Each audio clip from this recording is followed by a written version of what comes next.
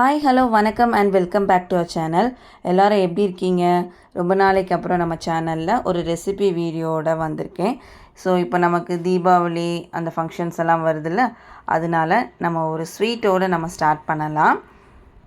என்ன இன்றைக்கி பண்ண போகிறோம் அப்படின்னா, தீபாவளி ஸ்பெஷலாக நம்ம ஒரு பாரம்பரிய ஸ்வீட், அதாவது அதிரசம் எப்படி செய்கிறதுன்னு தான் பார்க்க போகிறோம். இந்த ஒரு ஸ்வீட் ஜென்ரேஷனாக நம்ம எல்லார் வீட்லேயும் செஞ்சிட்ருக்காங்க. பார்க்க ரொம்ப சிம்பிளாக இருந்தாலும் கொஞ்சம் டெக்னிக்ஸ் எல்லாம் ஃபாலோ பண்ணால் தான் பெர்ஃபெக்டாக வரும். ஸோ வீடியோ ஸ்கிப் பண்ணாமல் ஃபுல்லாக பாருங்கள். உங்கள் வீட்லேயும் இந்த அதிரசம் செஞ்சு இந்த தீபாவளியை செலிப்ரேட் பண்ணுங்கள். வாங்க ரெசிபிக்குள்ளே போகலாம்.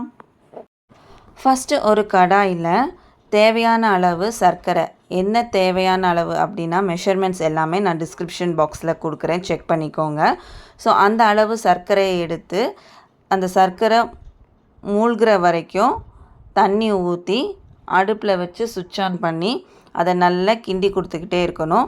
அந்த வெயிட் பண்ணுவோம். இப்போ நம்ம அந்த சர்க்கரையெல்லாம் நல்லா கொதித்து சர்க்கரையெல்லாம் கரைஞ்சி கொதித்து இப்படி வந்ததுக்கப்புறம் நம்ம அதை ஃபில்ட்ரு பண்ணலாம். டைரெக்டாக இப்படியும் பண்ணலாம், அல்லது நீங்கள் வடிகட்டி யூஸ் பண்ணி அதுலேயும் ஃபில்டர் பண்ணிக்கலாம்.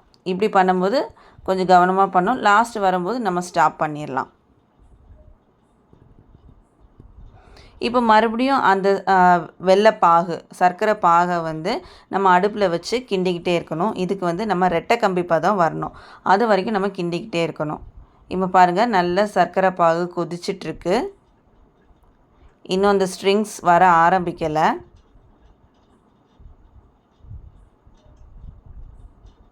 இன்னும் வர ஆரம்பிக்கலை. இப்போ தான் 1 ஸ்ட்ரிங் ஃபார்ம் ஆக போகுது. இப்போ 2 ஸ்ட்ரிங் வர ஸ்டார்ட் ஆக போகுது. இப்போ 2 ஆட்டு வந்துச்சுல்ல, 2 ஆட்டு தனித்தனியாக விழுது. இன்னும் கொஞ்ச நேரம் ஆனதும் இந்த 2ம் சேர்ந்து அப்படி தனியாக விழும்.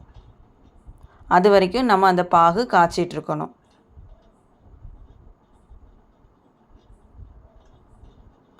இப்போ பாருங்கள், இந்த 2ம் சேர்ந்து 2 ஸ்ட்ரிங்காக ஃபார்ம் ஆகி ஒரே ஸ்ட்ரிங்காக வந்துருச்சுல, இது வரைக்கும் நம்ம இதை கிண்டிக்கிட்டே இருக்கணும்.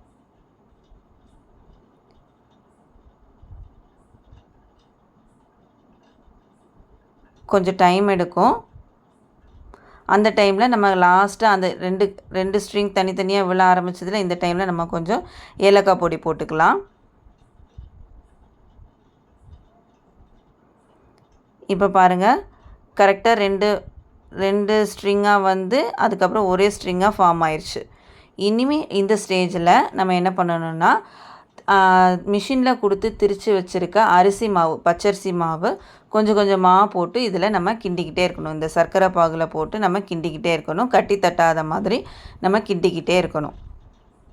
ஸ்டவ்வை ஆஃப் பண்ணி வச்சுட்டு நம்ம கீழே வச்சு நல்லா கிண்டிக்கிட்டே இருக்கணும்.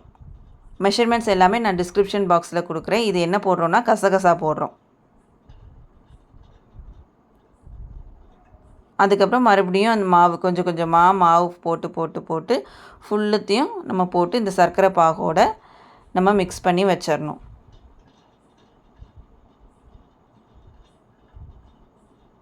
இப்போ பாருங்கள், நம்ம எல்லா மாவையும் இந்த சர்க்கரை பாகோட மிக்ஸ் பண்ணி நம்ம வச்சாச்சு.